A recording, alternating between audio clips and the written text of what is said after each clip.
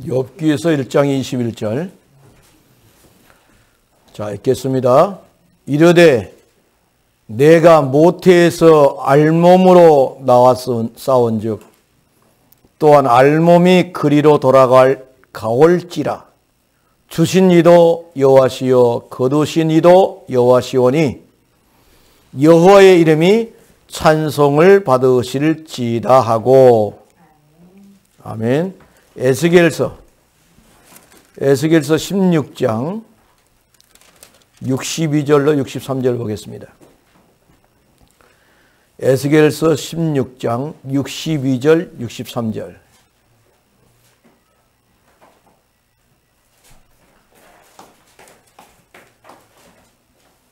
페이지 수는 1172페이지입니다.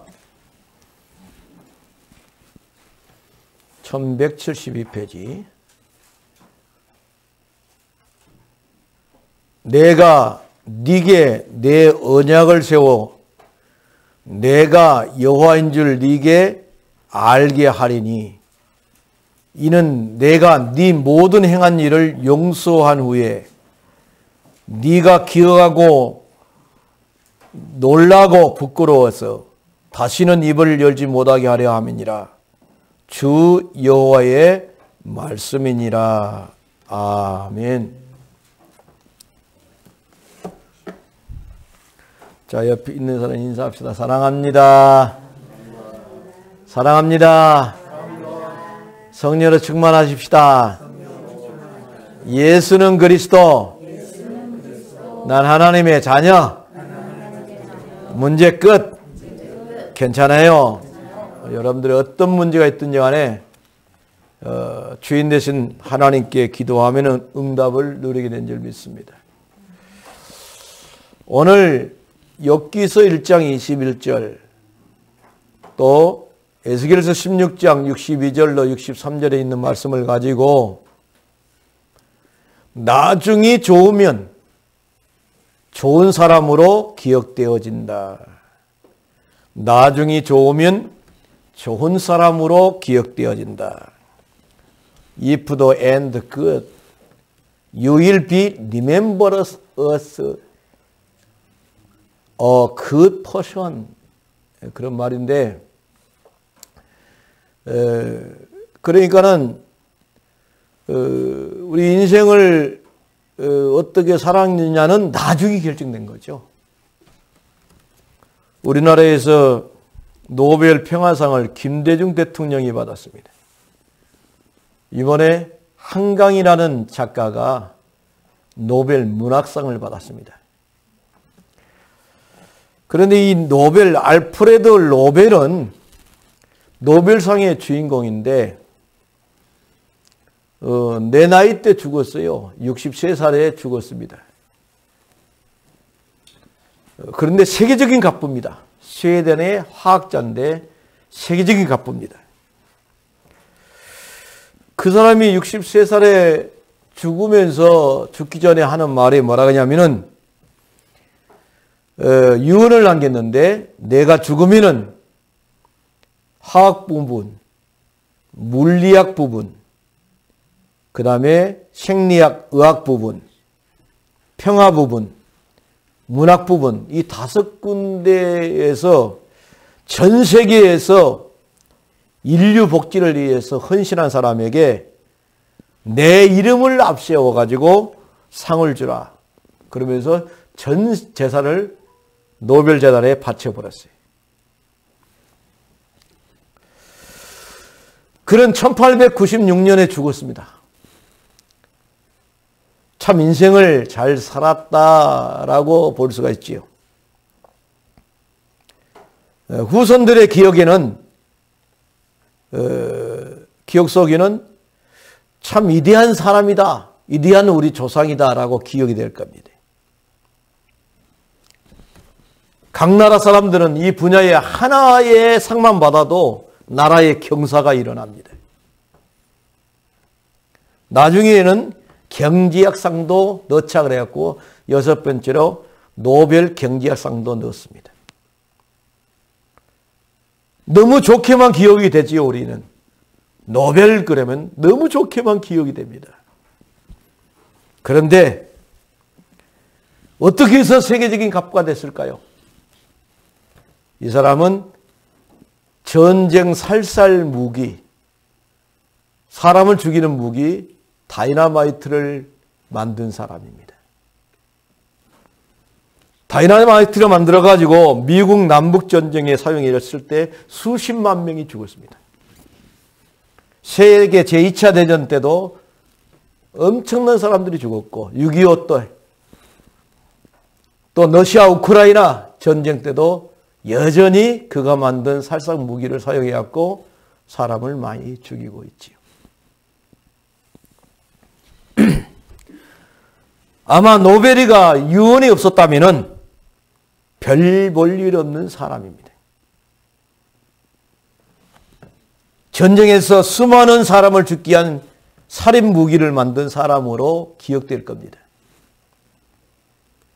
그런데 그 유언 때문에 알프레드 노벨은 아주 멋있는 사람으로 우리는 기억이 되고 있습니다. 이번에 문학상을 받은 한강, 어렸을 때 자기 집에 키우는 개가 사랑하는 딸 한강이를 물었습니다. 아버지는 한승원이라는 작가인데, 그분도 유명한 작가입니다. 소설가인데, 아버지가 딸을 문 개를 7바퀴를 돌려서 죽였어요. 한 바퀴 한 바퀴 돌릴 때마다 이 한강이가 봤다라고 말했습니다. 죽어가는 모습을 보면서 비록 나를 물었지만 개가 너무 불쌍해서 힘들었다고 그런 고백을 했습니다. 그는 혼자서 불을 끄고 공상하는 것을 너무 좋아했고 상상의 나래를 펴는 걸 좋아하고 그랬습니다. 때로는 그 책이 너무 가격해가지고 학교에서 학생들에게 읽지 말라고 금지된 책으로 평가받기도 했습니다.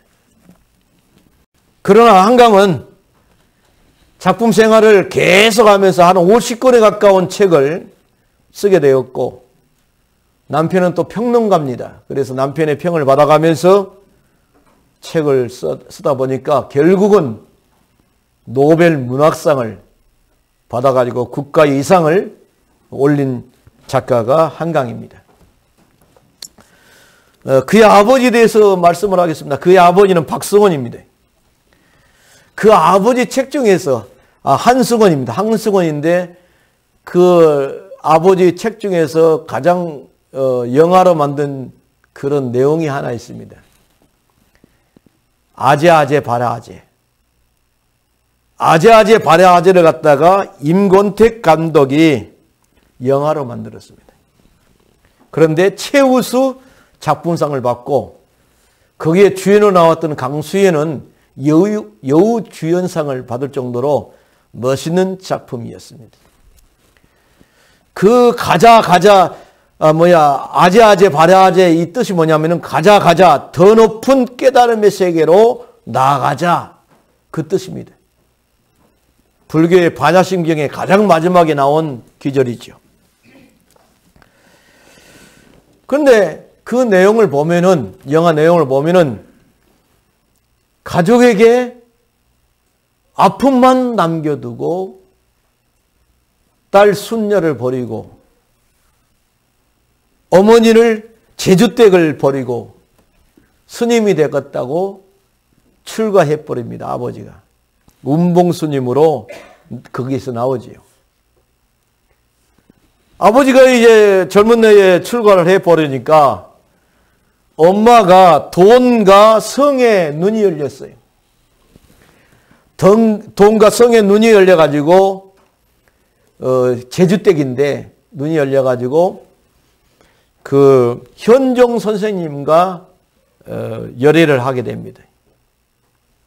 그래서 둘이 바람이 난 거죠. 한마디 말해서. 그러면 엄마하고 바람이 나야 될 것인데 딸하고도 딸을 먼저 겁탈하고 난 다음에 또 딸이 그 현종 선생님을 좋아하게 됩니다. 그런데 서로가 오해가 생겨가지고 이별을 하게 되지요. 이별을 하면서 속세가 너무 싫어가지고 속세의 아픔을 느낀 그 순녀 강수연은 머리를 깎고 출가를 합니다. 덕암사로 들어가게 되지요. 덕암사에 가보니까 젊은 남자 스님이 있어요. 그런데 이 젊은 남자 스님이 꼭 자살을 하려고 그래. 절간에서. 그래서 자살을 못하게 도와주다가 그 남자와 사랑이 싹 터가지고 파괴를 하고 다시 속세로 내려옵니다. 내려왔는데 사랑하는 남자친구가 질병으로 죽어버립니다. 그래서 이제 선배 여성 진성이라는 여성을 만나가지고 노화도 병원에 간호원으로 취직이 되어집니다. 간호원으로 취직하다가 송기사라는 사람을 알게 됐는데 그 사람을 구하려고 했는데 못 구하고 그 사람이 죽어버렸어요. 그때서 뭘 느끼게 되냐면은 내 자신의 업보가 너무 크다. 내가 속세에 있을 것이 아니라 다시 여자 스님으로 가야 되겠다라고 하면서 덕암사로 올라가면서 영화가 끝납니다. 이것이 아제아제 바라아제입니다. 이 한강이가 그 아버지 딸 그 한승원의 아버지 그 딸 한강이가 이번에 받은 돈이 얼마냐? 13억 4천만 원입니다. 그런데 노벨상으로 받은 것은 세금도 안 뗀답니다. 그대로 13억 4천만 원을 받았다는 말을 들었습니다. 이 노벨이라는 사람 참 대단한 사람이죠. 그런데 나중이 좋으니까 좋은 사람으로 기억이 되어지는 겁니다.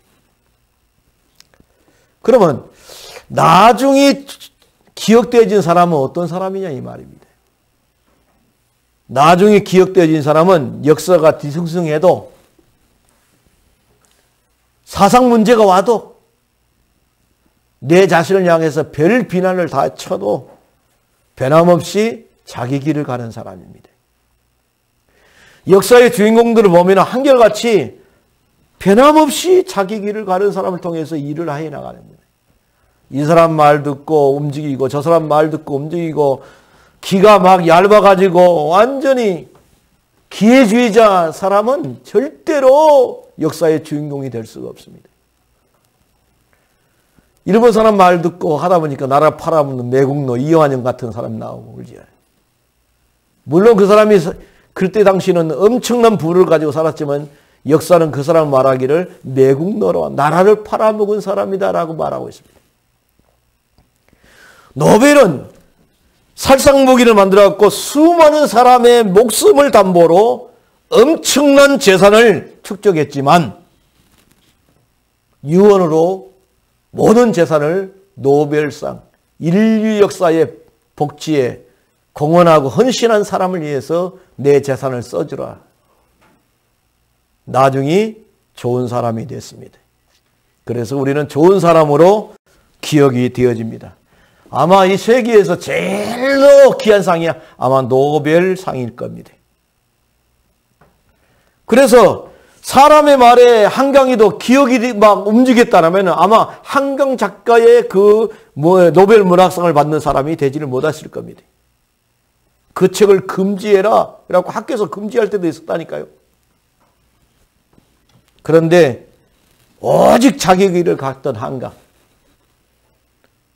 오직 자기의 목표를 향해서, 표대를 향해서 나아갔던 사람을 통해서 하나님이 일을 했습니다.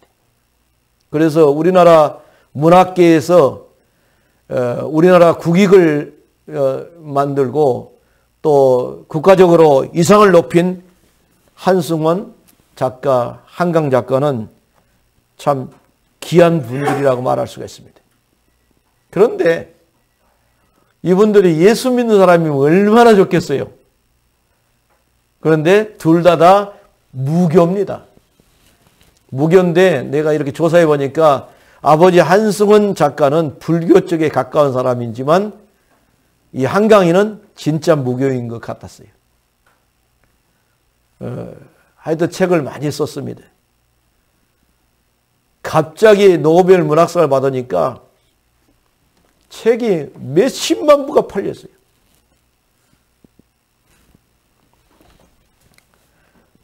그래서 세상에도 이렇게 기억되어지는 사람이 있어요. 그런데 성경에도 기억되어진 사람이 많습니다.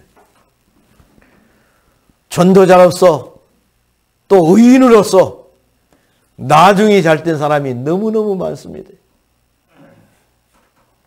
첫 번째로 요셉 13년간 고난의 길을 걸어갔습니다. 13년간 고난의 길을 걸어갈 때에 너무너무 흔들릴 수밖에 없는 상황입니다. 그런데도 불구하고 끝끝내 자기 목표를 향해서 걸어갔던 요셉.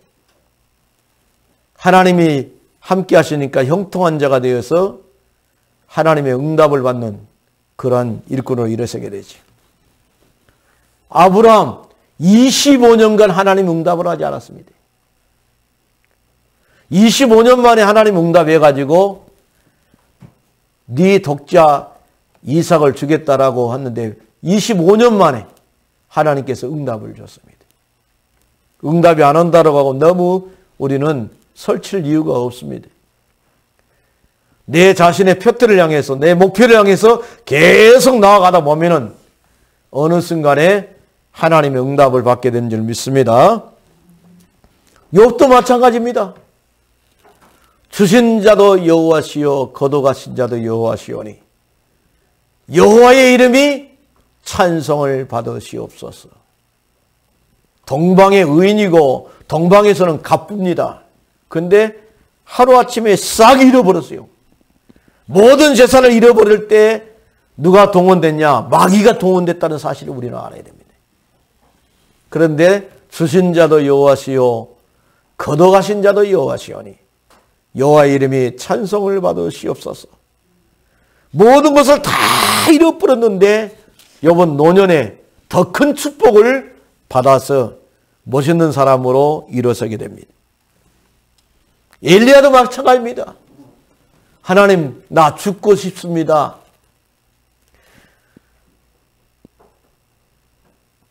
이세벨이가 군사를 동원해서 나를 죽인다고 합니다. 차라리 내 영혼을 거두어 가십시오. 라고 했던 엘리야가 나중 인생이 더 풀렸습니다. 엘리야야, 네 혼자가 아니야. 바알에게 무릎 꿇지 아니한 7,000명이 있어. 찾아 세워라. 아벨 모올라에서 밭을 갈고 있는 엘리사가 있어. 네 후계자를 세워라. 이스라엘 왕 예후를 왕으로 세워라. 이방나라 왕 하세일을 왕으로 세워라. 나중에 훨씬 더 좋은 사람으로 기억된 사람이 엘리야였습니다. 신약에 와서는 바울도 마찬가지입니다. 예수 믿는 사람을 잡아 죽이고 교회를 잔멸하고 예수 믿는 사람 끌어내가지고 오겠다 집어넣어 그 역할을 감당하기 위해서 대제사장의 도장을 받아가지고 사기가 등등했던 사울. 다메섹 도상에서 예수님이 부르시게 되죠. 사울아 사울아 네가 왜 나를 핍박하느냐. 주여 니시니까 나는 네가 핍박하는 예수라. 너는 이스라엘과 이방 사람들과 이방의 왕들을 위해서 나의 택한 그릇이다. 그랬는데 나중에 사역이 훨씬 더 아름다운 사역이 돼가지고 옛날 사울은 기억이 안 난단 말이요.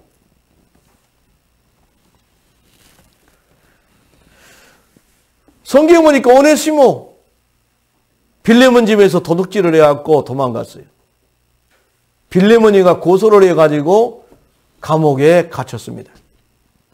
감옥서 안에서 바울을 만나게 됐지요.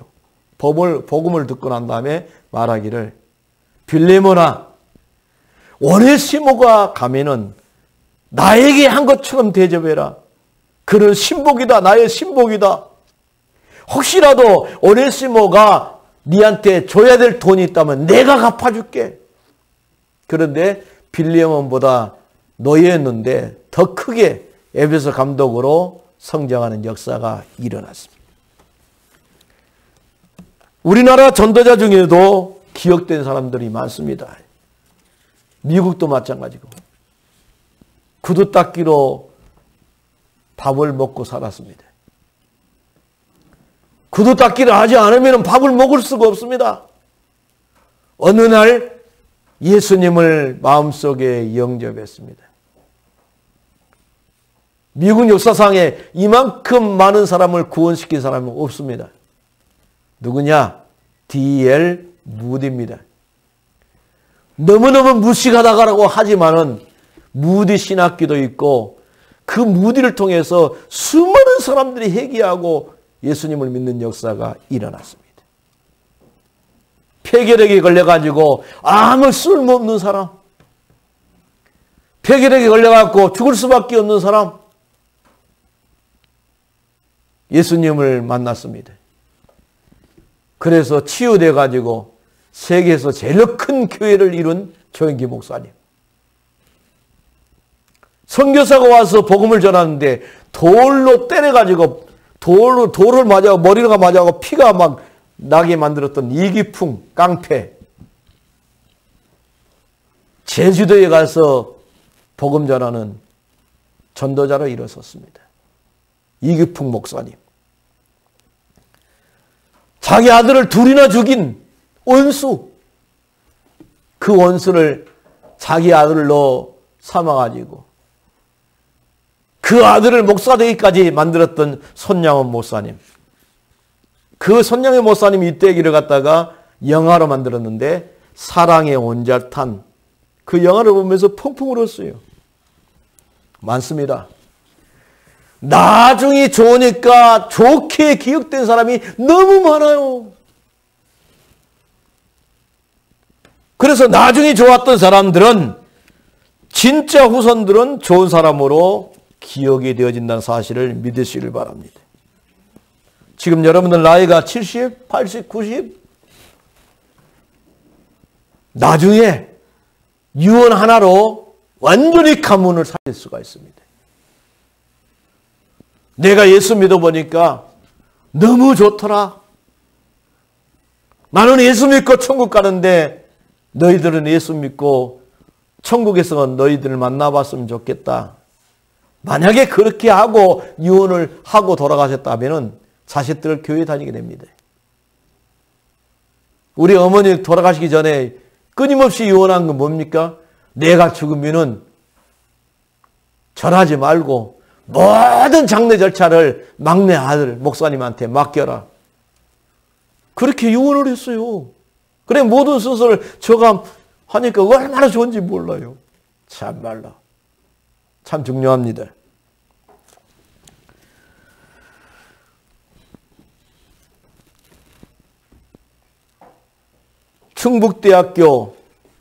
충북대학교에 그 51억을 기부한 기부에 51억 3천만 원입니다.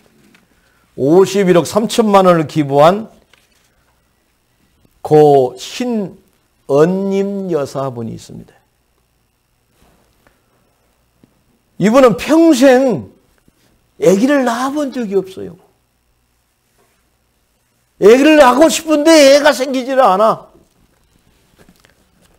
그런데 이분이 돌아가셨는데 충북대학교 학교장으로 장례식을 치렀는데 100명의 자식들이 상주로 옷을 입고 장례식을 거행했습니다. 가난하지만 공부를 잘해. 네가 가난하지만 공부 잘하기 때문에 당당하게 학교 생활을 해라. 4년. 그러면서 자식처럼 용돈도 주고 옷도 사주고 또 장학금도 주고. 그런데 이분이 처음에 먼 장사부터 까치 담배를 판매하는 아주 소상공인이었어요. 그런데 나중에 만물상회를 운영했는데 그 옆에 있는 사람들이 말하기는 뭐라고 말했냐? 너무너무 구두시 할머니, 맨날 싼 것만 사 입는 할머니. 그런데 알고 보니까 51억 3천만 원을 기부하는 아주 멋있는 할머니가 된 겁니다. 그래가지고 1기부터 시작해갖고 100기까지 100명 이상을 애들을 돌봐주는 할머니 됐고, 명절 때는 꼭 불러갖고 용돈 주고 옷 사주고. 그런데 한결같이 100명의 장학생들이 엘리트로 자라가지고 우리 할머니, 우리 어머니가 걸어가신 길을 걸어가겠다라고 고백을 했습니다. 얼마나 충북대학교에서 귀하게 여겼으면 충북대학교 안에다가 묘를 썼습니다. 아주 멋있지요. 이 할머니가 고백하기를 뭐라냐, 아무리 예를 하려고 그래도 예를 못 나가지고 죽고 싶은 생각이 수없이 들었다고 말을 했습니다. 그랬는데 애기를 못 낳은 것 때문에 자식을 100명이나 만들어갖고 너무너무 행복하다고 고백했습니다. 지난날 이야기할 이유가 없습니다. 앞으로 내가 어떻게 살다가 인생을 마감할 것인가. 노벨처럼 유언 잘해가지고 멋있는 인생을 우리는 살아야 될 줄 믿습니다. 그런 사람들이 되시기를 주의 이름으로 축원을 드리겠습니다. 기도하겠습니다. 고마우신 하나님 아버지 감사합니다. 하나님은 우리의 지난날을 다 용서하시고 우리로 하여금 그 용서하신 하나님을 기억하면서 살 수 있게 만들었는데, 우리가 후손들에게 기억되지는 사람으로 우리가 인생을 마감할 수 있도록 하나님께서 역사해 주옵소서. 노벨처럼 멋있는 인생을 살다가 우리가 이 세상을 떠나기에 부족함이 없도록 하나님 역사해 주옵소서. 예수님의 걸어가신 이름으로 기도드리옵나이다. 아멘.